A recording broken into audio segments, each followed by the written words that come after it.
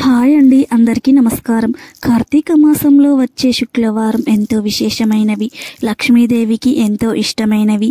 అయితే ఈ కార్తీక శుక్రవారంలో కొన్ని పొరపాట్లు చేస్తే లక్ష్మీదేవికి కోపం వచ్చి పనులన్నిటిలోనూ ఆటంకాలు ఏర్పడతాయని పండితులు అంటున్నారు.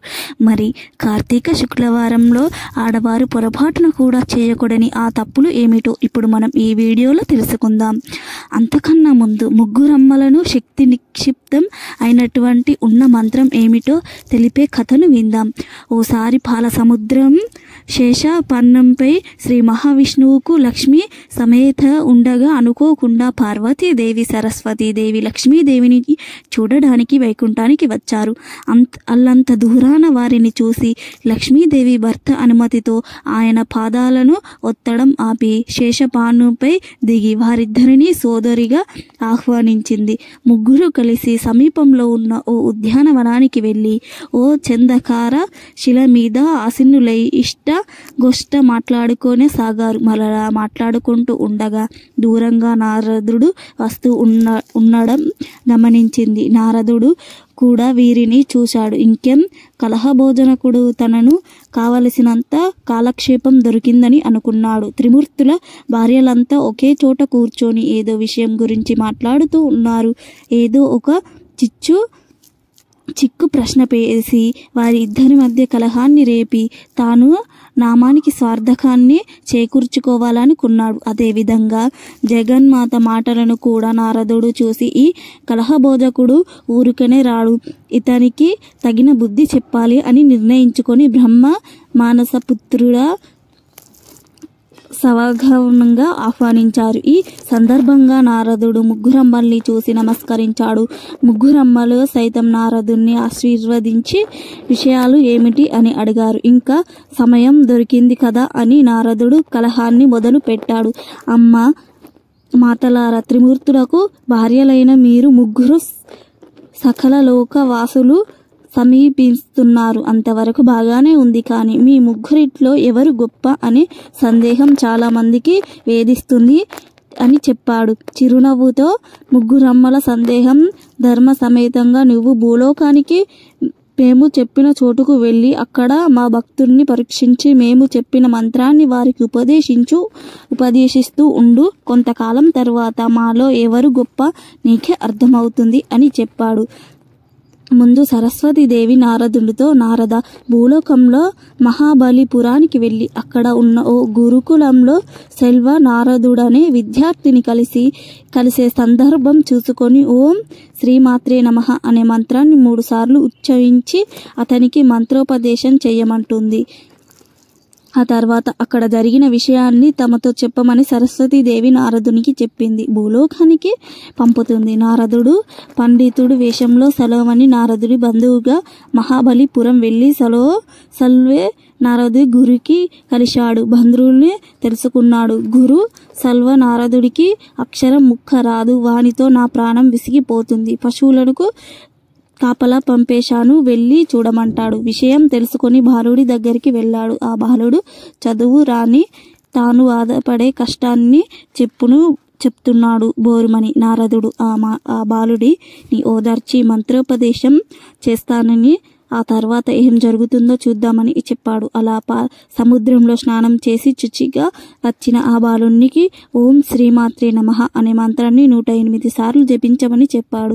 ఆ మంత్రాన్ని 108 సార్లు పఠించిన తరువాత ఆ బాలుడు వేదాలు సులభంగా అర్థం చేసుకొనసాగాడు. అతనిలో వచ్చిన మార్పును చూశాక నారదుడు ముగ్గురమ్మల దగ్గరకు వెళ్ళి ఈ విషయం చెప్పాడు. ఇప్పుడు పార్వతీదేవి తన వంతు ప్రారంభించింది. నారద, కావేరీ నది ఒడ్డున సమీపురం అనే ఒక ఊరు ఉంది. ఆ ఊరిలో అక్కడ పరిస్థితిని గమనించి సమయం సందర్భం చూసుకొని నేను చెప్పిన ఓం శ్రీమాత్రే నమః అనే మంత్రాన్ని ఆవిడకు ఉపదేశించమంటుంది. సంతానం లేకపోవడంతో ఆత్మహత్య ప్రయత్నానికి ప్రారంభించడానికి నిరోధిస్తాడు. సంతానం లేకపోవడం వల్ల ఆమె భర్త వేరొక వేరొకరిని వివాహం చేసుకుంటానని చెప్పాడు.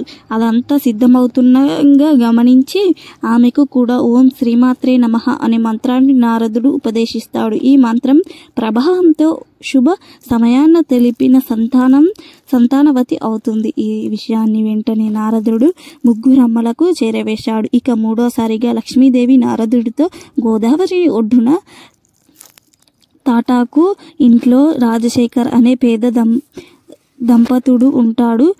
ఈ ఓం శ్రీమాత్రే నమః అనే మంత్రాన్ని ఉపదేశించమంటుంది. అలాగే నారదుడు కూడా గోదావరి నదికి వెళ్లి స్నానం చేసి ఉత్తముడైన రాజేష్ని కలుస్తాడు. రాజేష్ నా వద్ద ఉన్న బియ్యాన్ని మారు వేషంలో వచ్చి నారదుడికి ఇవ్వబోగా రాజేష్ని వద్దున్న బియ్యం కూడా కుండలో నిండుతుంది. దీనితో ఆశ్చర్యపోయిన రాజశేఖర్ ఇంతకు ముందు ఇలాంటి కార్యాలు జరగలేదంటూ ఇలా రాజశేఖర్ కూడా నారదునితో ఓం శ్రీమాత్రే నమః అనే మంత్రాన్ని ఉపదేశించి 108 సార్లు జపించమని చెప్తాడు. ఆ తరువాత ఆ పేద పండితుడు శ్రీమంతుడిగా మారిపోయాడు. ఈ అద్భుతాన్ని కల్లారా చూసిన నారదుడు అజ్ఞానానికి సిగ్గుపడుతూ ముగ్గురమ్మలను దర్శించుకున్నాడు.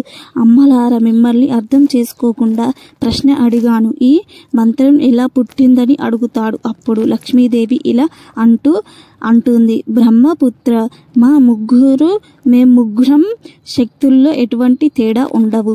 జగదాంబ ఆజ్ఞ ఆసారం నా వల్ల ఐశ్వర్యం, సంపదలు, పార్వతీదేవి వలన ఐదవతనం, సౌభాగ్యం, సరస్వతీదేవి వలన విద్యార్థులకు కలహం ప్రాప్తిస్తుంది.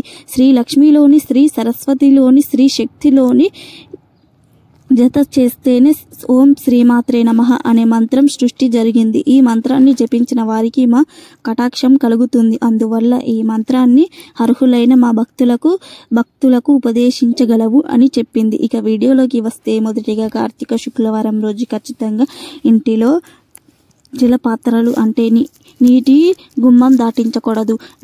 ఇంటిలోకి నీళ్లు తెచ్చుకోవచ్చు కానీ బయటకు ఎవరికి కూడా నీళ్లు ఇవ్వకొద్దు. ఇది నిషేధం. రెండవది పెరుగు. కార్తీక శుక్రవారం రోజు నాడు ఎవరికి కూడా ఇంట్లో పెరుగుని ఇవ్వకూడదు. ఇస్తే లక్ష్మీదేవి వెళ్ళిపోతుంది, ధనం తగ్గిపోతుంది. పెరుగుతో తోడు అడిగినా సరే ఎవరికి ఇవ్వకూడదు. కార్తీక శుక్రవారం అస్సలు ఇవ్వకూడదు. దేవాలయాల్లో అభిషేకం కోసం అయితే ఇవ్వచ్చు కానీ ఇతరులకు ఇవ్వకూడదు. మూడో విషయం పసుపు కుంకుమలు. కార్తీక శుక్రవారం రోజున పసుపు కుంకుమలను ఎవ్వరికి ఇవ్వకూడదు. సాధారణంగా కార్తీక శుక్రవారం నాడు ముత్తైదువులు ఇంటికి వస్తే పసుపు కుంకుమలు తాంబూలంతో ఇస్తూ ఉంటారు. కానీ అలా తాంబూలంలో కూడా పసుపు కుంకుమలు ఇవ్వకూడదని పండితులు అంటున్నారు. ఇక నాలుగవది పుష్పాలు. కార్తీక శుక్రవారం నాడు చాలా మంది స్త్రీలు పుష్పమాల కడుతూ ఉంటారు. పూలమాల కట్టడంలో తప్పు లేదు, కానీ సూదులతో పూలను గుచ్చడం వంటి పనులు చేయకూడదు. పుష్ప విలాపం వలన కష్టాలు ఎదురవుతాయి. ఎందుకంటే పుష్పాలను సూదితో గుచ్చి దారంతో మాల కడితే ఆ పుష్పం విలాపం చెందుతుంది, అంటే ఏడుస్తుంది. అలా పుష్పం ఏడిస్తే అశుభమే. శుక్రవారం పూట పుష్పం యొక్క కన్నీరు బిందువు ఇంట్లో పడితే లక్ష్మీదేవి ఎన్ని పూజలు చేసినా అవి ఫలించవు, పైగా పాపం చుట్టుకుంటుంది. పుష్పమాలను కట్టడంలో తప్పు లేదు, కానీ